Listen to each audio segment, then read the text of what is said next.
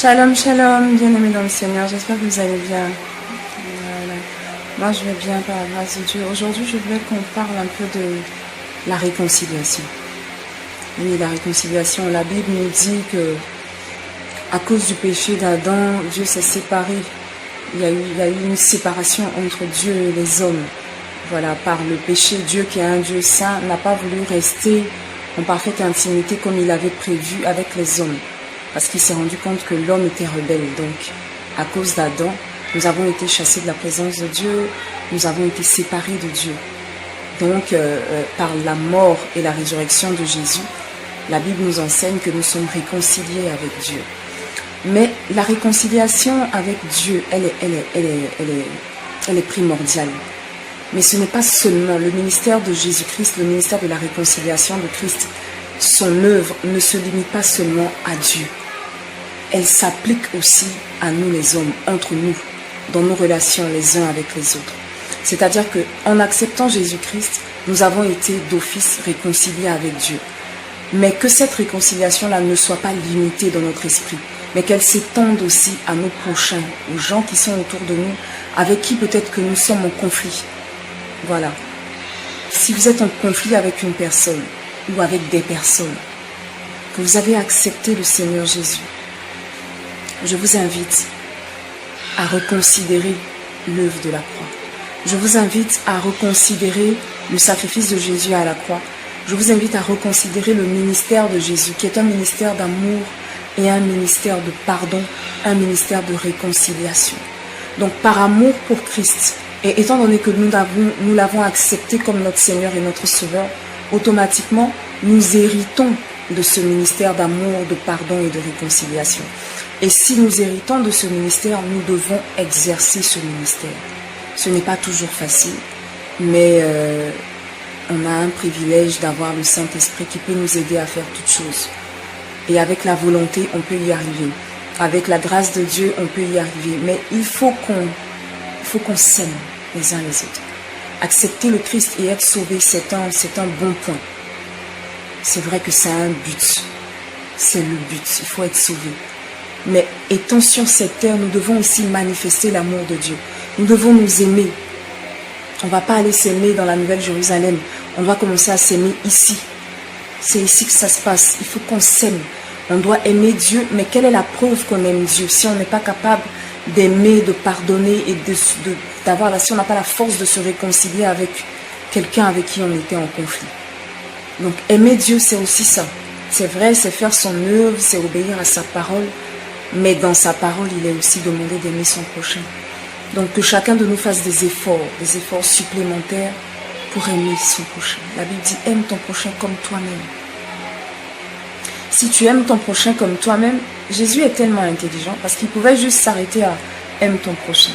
Mais quand il dit aime ton prochain comme toi-même, c'est-à-dire que vis-à-vis de toi, tu es tolérant. Voilà, tu comprends un certain nombre de tes erreurs. Mais si les mêmes erreurs, quelqu'un d'autre les fait contre toi, automatiquement tu es braqué. Tu n'as pas envie de laisser tomber, tu ne veux pas laisser tomber, tu n'as aucune tolérance concernant ça. Mais quand c'est toi qui les fais, tu as toutes sortes d'excuses. C'est pour ça que Jésus dit, aime ton prochain comme toi-même. De la même manière que tu es prompte à te pardonner tes erreurs, tu es prompte à t'excuser, à excuser le mal que tu fais, tu es prompte à être tolérant envers toi-même. De la même manière, tu dois aussi l'être envers les autres. De la même manière que tu t'aimes toi et que tu es prêt à te faire du bien pour ton confort, pour ton bonheur, tu dois aussi, comme Jésus le dit, aimer ton prochain comme toi-même et aimer l'autre. Être prêt au bonheur de l'autre. Il ne faut pas être aigri face au bonheur des gens. Il ne faut pas être jaloux face au bonheur des gens. Il faut aimer. Il faut aimer. Aimer quelqu'un signifie qu'on n'a pas peur que la personne soit grande. On n'a pas peur que la personne soit importante. On n'a pas peur que la personne soit plus bénie, ou ait plus de dons, ou ait plus de capacités, ou plus d'opportunités. On n'en a pas peur. Aimer un ami ou une amie, par exemple, vous n'avez pas d'enfants et votre ami ne cesse de faire des enfants.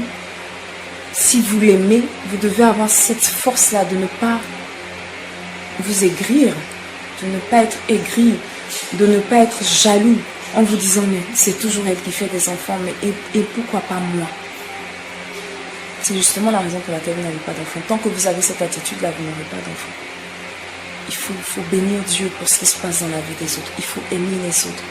Quel que soit ce qui s'est passé entre vous et une personne, étant donné que Dieu nous exhorte au pardon et à la réconciliation et à l'amour, nous devons essayer d'obéir à ce ordre de Dieu. Nous devons essayer d'obéir en essayant de se réconcilier. Après, si la personne est toujours braquée et ne veut pas accepter votre pardon ou ne veut pas se réconcilier, ça c'est le choix de la personne. Voilà, la Bible aussi nous donne le libre arbitre.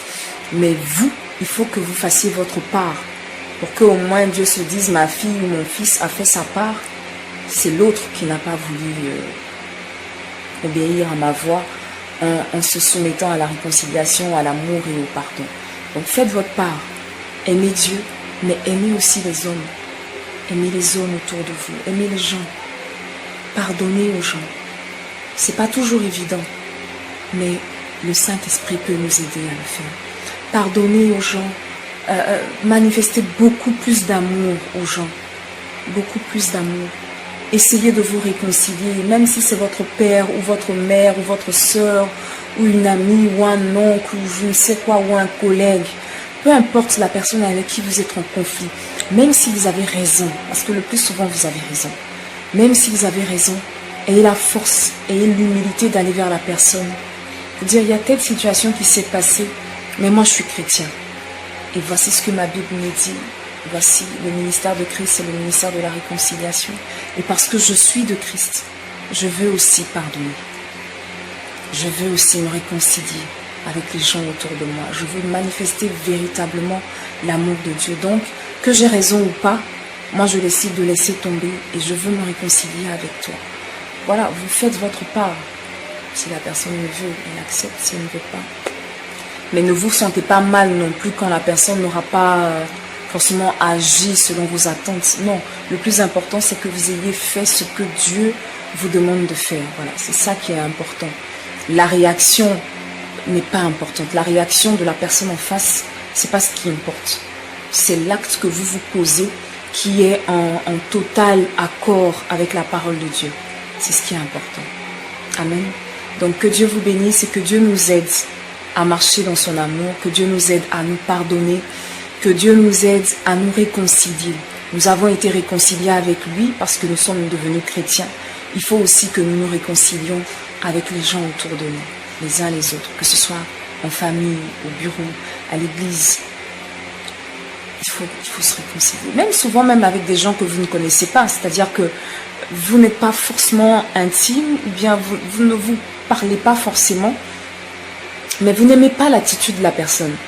Voilà, c'est pas que non, vous n'êtes pas amis, vous n'êtes pas camarades, rien. Mais la personne est dans votre environnement.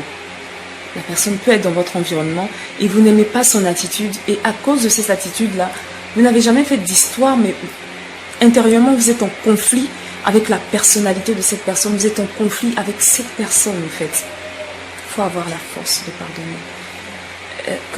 Quand Dieu dit « aimez votre prochain comme vous-même aussi », c'est aussi ça. C'est-à-dire que l'amour, aimer quelqu'un, c'est pas forcément aimer celui qui a la bonne attitude. C'est pas aimer, c'est aussi aimer dans la diversité. C'est-à-dire que vous avez un système de pensée ou un système de fonctionnement.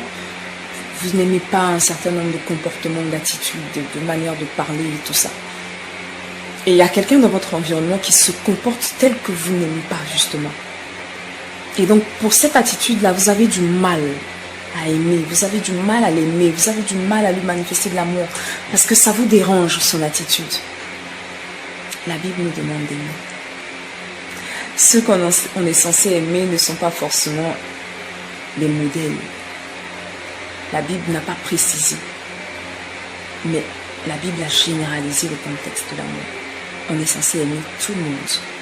Tout le monde, c'est tout le monde. Ça ne nous convient peut-être pas, mais la Bible nous dit d'aimer notre prochain.